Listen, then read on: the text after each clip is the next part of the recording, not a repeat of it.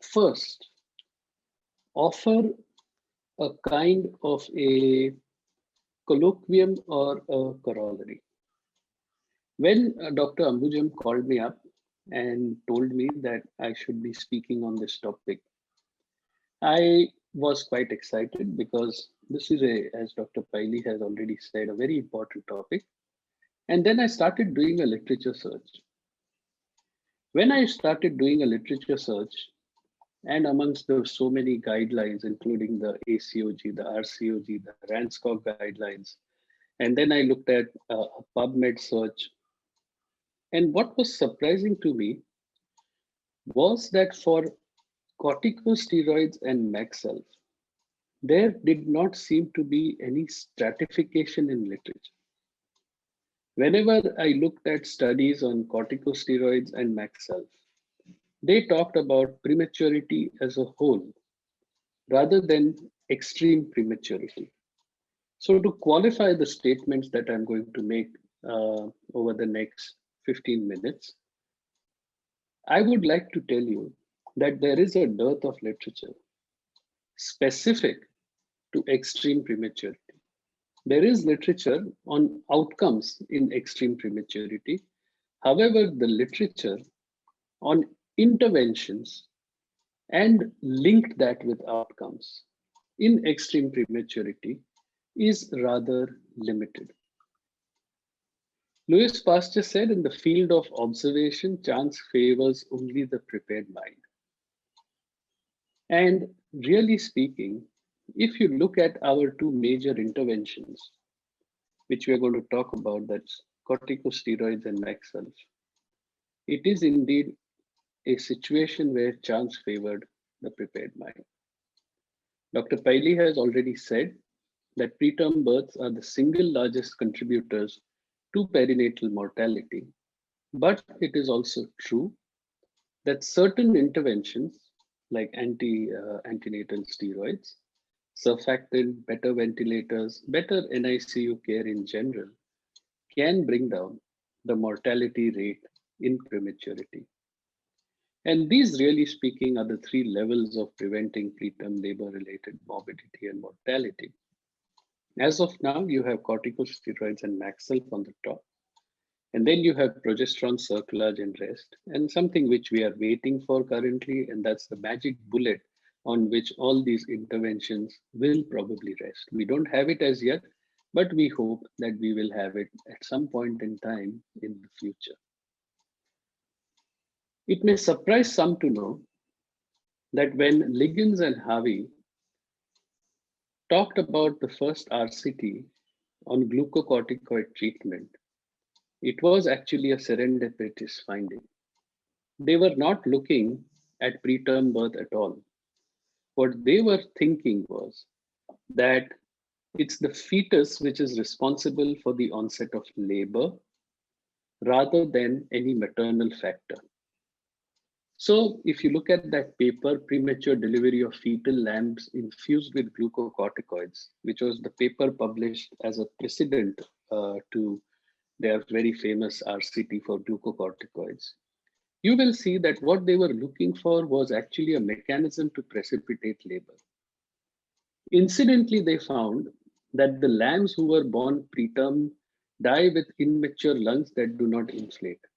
And their key observation was that a lamb born preterm after glucocorticoid administration was alive and breathing and had lungs that did inflate.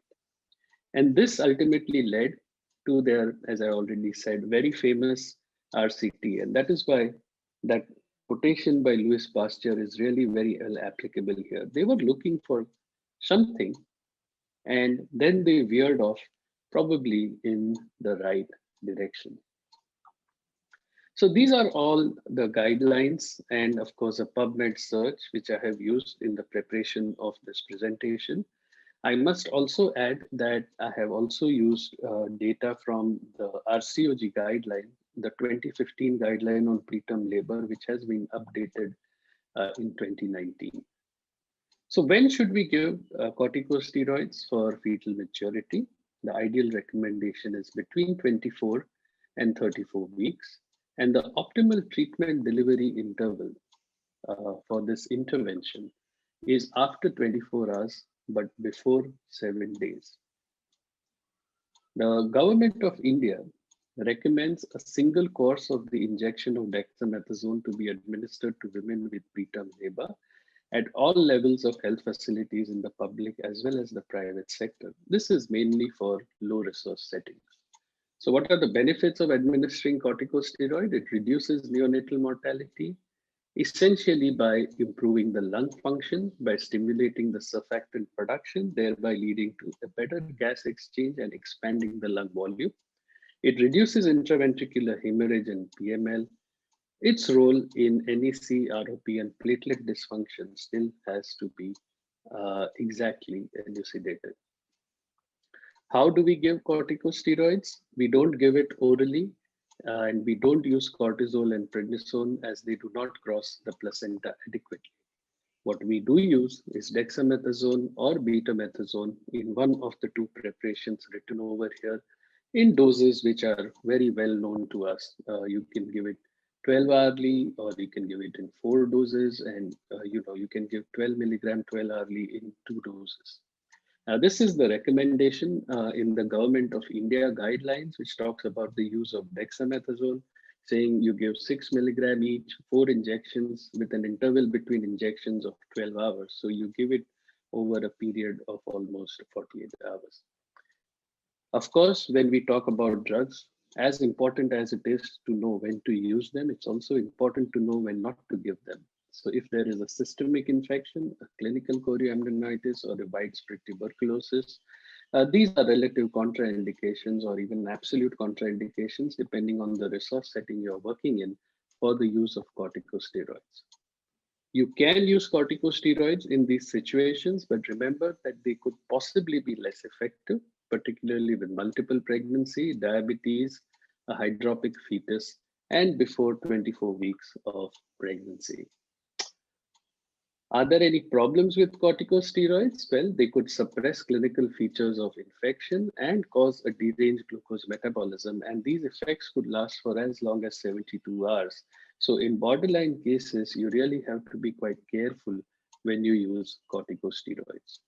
Should you repeat corticosteroids? Well, it's now quite clear that there is no benefit of repeated steroid doses in terms of reducing mortality or RDS. In fact, you could possibly generate harmful effects on infection, fetal growth, and fetal cortical function.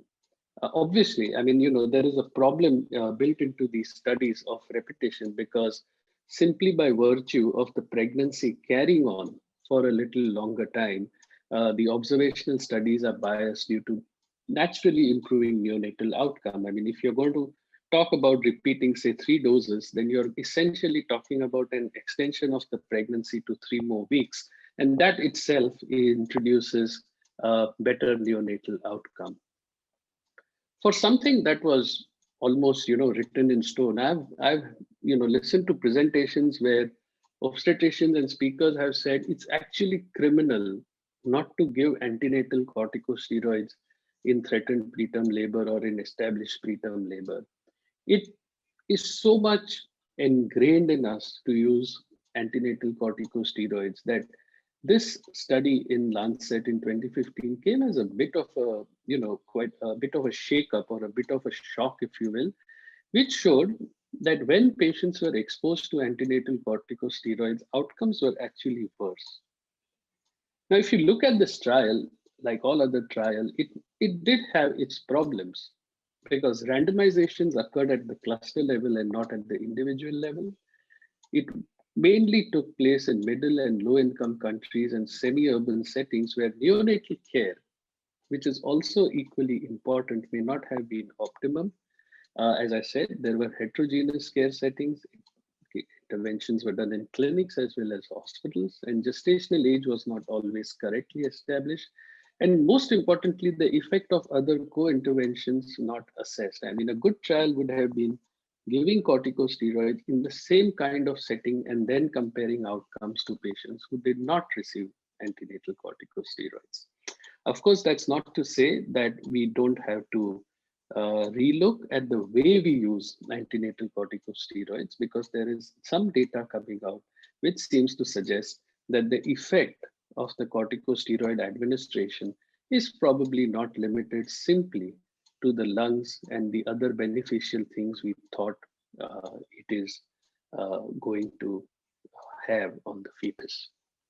So let me wrap up this portion of the presentation by quoting from the new NICE guidelines, relatively new NICE guidelines, which have been updated in 2019. For women between 23 and 23 plus weeks who are in suspected or established preterm labor, the use of maternal corticosteroids should be in the context of individual circumstances. Now, there is this whole issue about extreme prematurity, or what is now called pre-viable birth. And this pre-viable birth, although different countries have different definitions, it is normally accepted that less than 26 weeks would constitute pre-viable births, 24 to 26 weeks. And really, this is such an ethical gray area, particularly when the pregnancy is precious or the pregnancy is wanted. Between 24 and 33 plus weeks, corticosteroids should be offered to women who are in suspected, diagnosed, or even established preterm labor, or having for some reason a planned preterm birth or have PPRN. And between 34 and 35 weeks, you could consider giving maternal corticosteroids, but probably not as important as it is in the lower gestational age. Because of all the recent developments which surround steroids, don't really offer, routinely corticosteroids to patients. We need to discuss with patients how they may help, the potential risks that may be associated with them, and do not routinely offer repeat courses of maternal corticosteroids. Even if you're offering, take into account the interval since the end of the last course, the gestational age, and the likelihood of birth. So some parting thoughts: standard obstetric practice recommendations should be followed. For something which we consider to be written in stone, we are having some new thoughts now. Not to say, again, let me reiterate, antenatal corticosteroids are probably one of the most important interventions for preventing morbidity and mortality from preterm labor and preterm birth. However, we still need some long-term data. We need, of course, to keep a sharp eye on misuse or overuse in developed as well as developing countries where access is not an issue. I know that there were some practitioners who, when looking after IVF pregnancy, even used to give a routine dose of corticosteroids at 28 weeks, saying that, by chance, if she goes into preterm labor, those corticosteroid dose will help. I don't think that kind of a practice is really recommended anymore, because there is no role for prophylactic or routine antenatal corticosteroids in women who do not have an imminent risk of preterm delivery. And I would like to focus on the word imminent over here. We know that neurology in preterm births contributes to neonatal mortality via either intraventricular hemorrhage or the cause of cerebral palsy, with its serious long-term morbidity, and therefore anything which contributes as a neuroprotector is obviously quite important as an investigation. Magnesium as a neuroprotector has a good pharmacologic basis, and the effects in the fetus and neonates were observed as an unexpected and welcome observation in trials studying the anticonvulsant effect in women with severe preeclampsia. Again, a serendipitous finding, but for something like this to be observed, your mind has to be prepared. So these are all the various kind of trials for perinatal neuroprotection. And if you look at the NNT analysis, you need to treat 63 patients to prevent cerebral palsy and 45 to prevent cerebral palsy or death.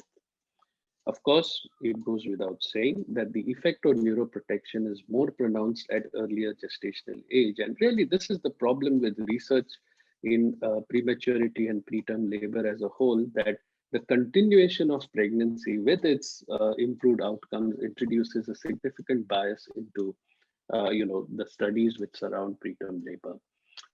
So the Cochrane review seems to say that the neuroprotective role for antenatal Magsulf therapy given to women at risk for preterm birth for the preterm fetus is now quite well established, and it is something which we should probably adopt as a routine. If we want to use Magsulf, this is the way to use it. It's pretty similar to the way we are used to using it for preeclampsia. And one of the important things to note is that the initial dose seems to be the essential component, and the role of ongoing administration is not really clear. So if you're going to do an elective cesarean birth, give 4 grams mag or magnesium sulfate in 100 ml saline over 30 minutes, 2 to 3 hours before the estimated delivery time. And if you're going to try and conserve that patient who's either got a preterm labor or PPROM, you could consider repeating the dose after 6 hours if the patient has not delivered. Again, to round up this part of the presentation, quoting from the NICE guidelines again, for women between 23 and 23.6 weeks, it's a doubtful thing whether to use. It has to be in the context of individual circumstances. Between 24 and 29 plus 6 weeks, do use Magsulf in established preterm labor or having a planned preterm birth within 24 hours. Between 33 and 36 weeks, again, do use it. If you're going to use it, this says 15 minutes. We use it over 30 minutes simply because of safety reasons. And then you continue, with an infusion of 1 gram per hour until the birth of 24 hours. Of course, just like we do for preeclampsia, women on Magsulf need to be monitored for toxicity. And in case they develop any signs of toxicity, you need to think about reducing the dose of magnesium sulfate. So thank you very much again to the KFOG, the office bearers of KFOG, for inviting me for this session.